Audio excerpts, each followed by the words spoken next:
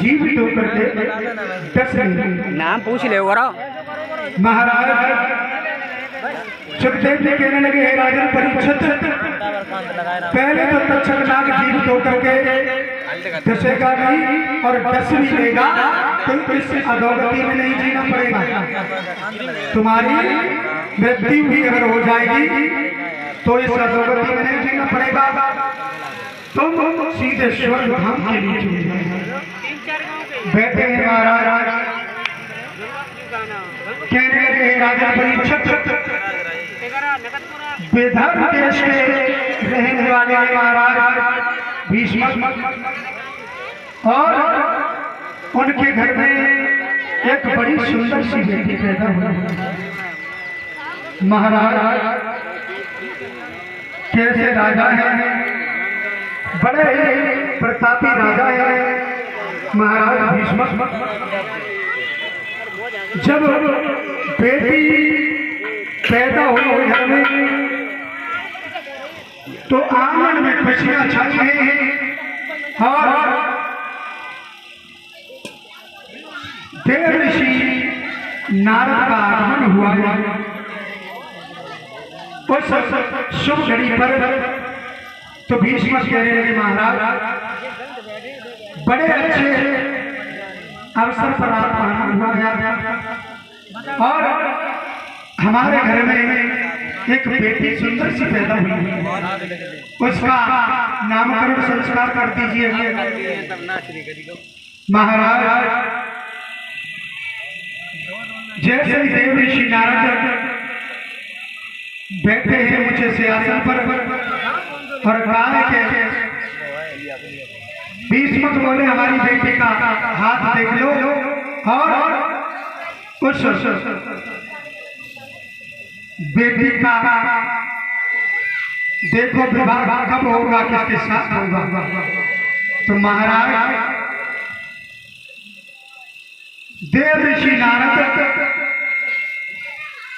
बैठे हैं सभा में, कहने लगे, बुलाओ बेटी को और देखते हैं उस बेटी का कैसा भाग्य है। महाराज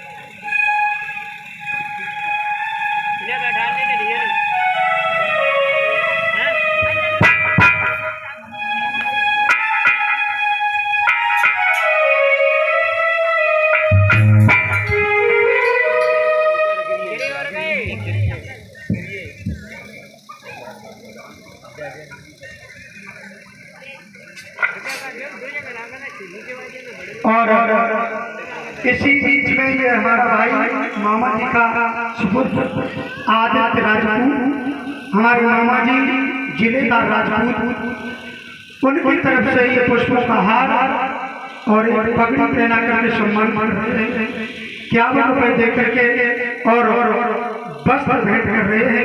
तालियां बजा दो जबरदस्त। महाराज और सभी साथियों के गले में पुष्पों का हार डाल करके सबको सम्मानित कर रहे हैं।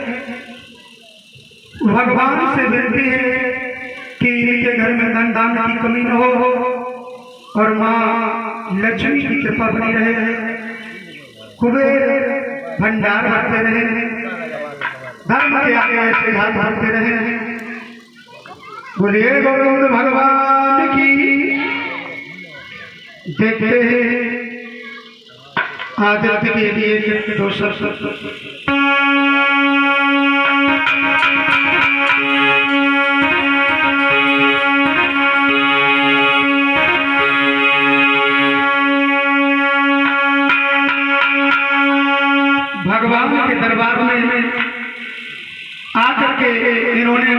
सम्मानित किया है।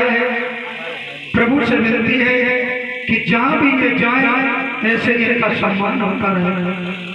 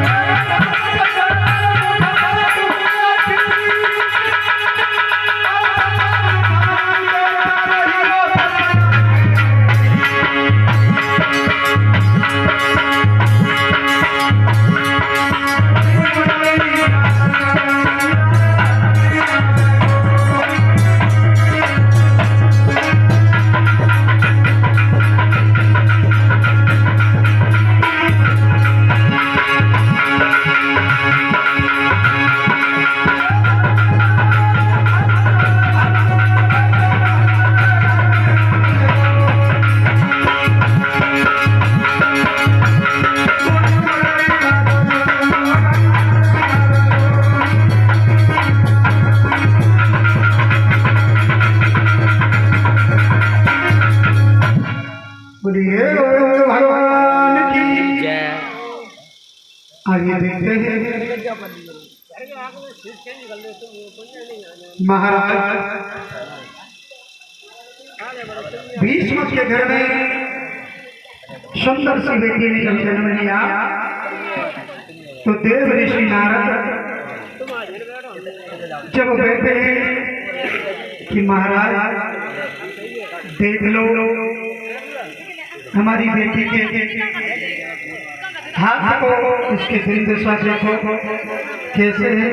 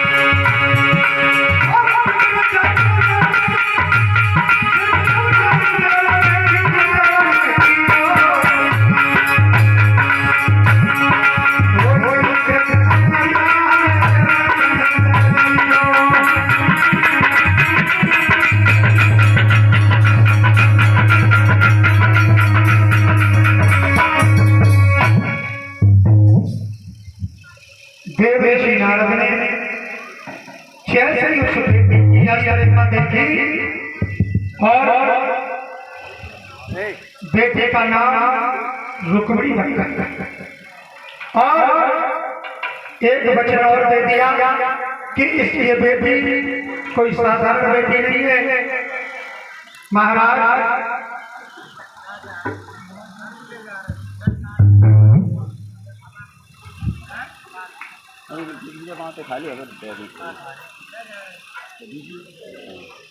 महाराज बेटी का नाम हुआ और वरदान दे दिया कि इस बेटी का विवाह श्री कृष्ण के साथ।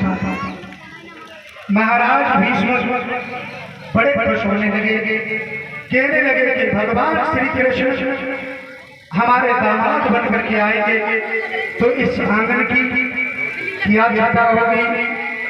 महाराज हो जाएगी डरे में माला परिचित है भीष्म बड़े खुश हैं और दान लुटाने लगे। महाराज भीष्म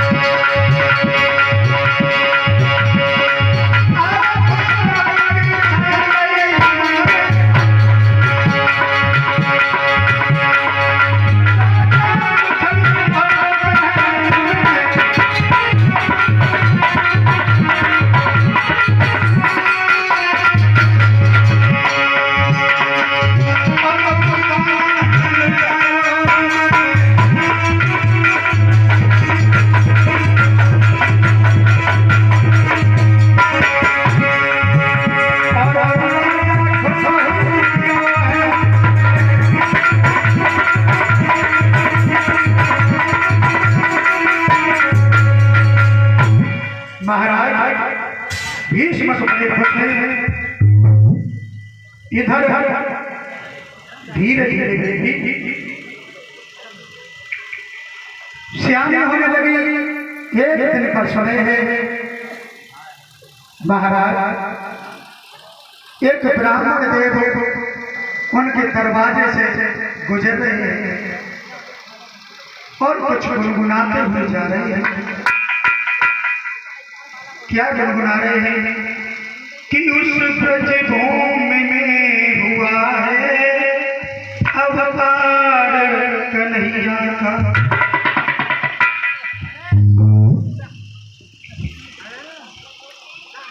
ऐसे शब्द जब सुने महाराज रुक्मिणी मैया सोचने लगी कि श्याम सुंदर का अवतार हो चुका है, मैं उन्हीं की पूजा करूंगी, उन्हीं की तपस्या करूंगी। और रुक्मिणी मैया भगवान कृष्ण की तपस्या करने लगी। धीरे धीरे समय व्यतीत होने लगा। एक दिन का समय है। महाराज रुक्मिणी सोचने लगी कि भगवान श्याम सुंदर इस भूतल पर आ चुके हैं और क्या मन में सोच रही है।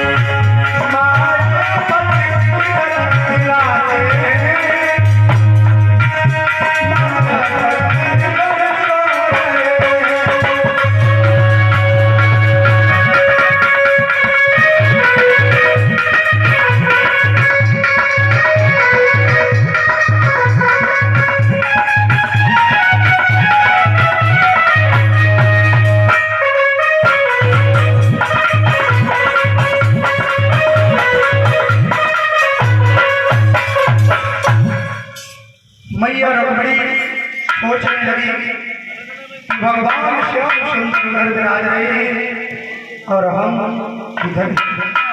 महाराज धीरे धीरे समय व्यतीत होने लगा। एक दिन का समय है। मैया रुक्मिणी उठते बैठते सोते जागते भगवान श्री कृष्ण की याद कर रही है और धीरे धीरे भीष्म के घर में इधर खातिर देख ले। अब बोले अरे एक का समय है। रुक्मिणी मैया गुड़िया और गुड्डा का खेल रचा रही है और गुड़िया और गुड्डे का विवाह करवा रही है। जब मैया ने देखा तो सोचने लगी कि हमारी बेटी अब सियानी हो गई है, विवाह के योग्य हो गई है। महाराज पूरे दिन कचहरी में लगे रहते हैं लेकिन बेटे की कोई चिंता नहीं है। महाराज